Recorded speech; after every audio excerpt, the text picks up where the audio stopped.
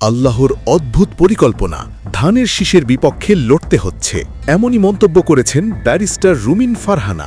রব্বুল আলামিনের কি অদ্ভুত পরিকল্পনা, ধানের শীষের জোয়ারের বিপক্ষে লড়াই করতে হচ্ছে। ব্রাহ্মণবাড়িয়া ২ সংসদীয় আসনে স্বতন্ত্র প্রার্থী হিসেবে মনোনয়ন জমা দিয়েছেন বিএনপির কেন্দ্রীয় কমিটির সহ আন্তর্জাতিক বিষয়ক সম্পাদক রুমিন ফারহানা।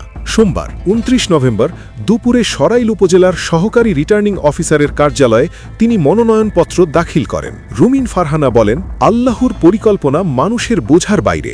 তিনি জানান, ১৯৭৩ সালে তার বাবা আওয়ামী লীগের জোয়ারের বিপক্ষে স্বতন্ত্র নির্বাচন করেছিলেন, আর আজ সময়ের পর্যায়ক্রমে তাকেও ধানের শীষের জোয়ারের বিপক্ষে স্বতন্ত্রভাবে লড়াই করতে হচ্ছে।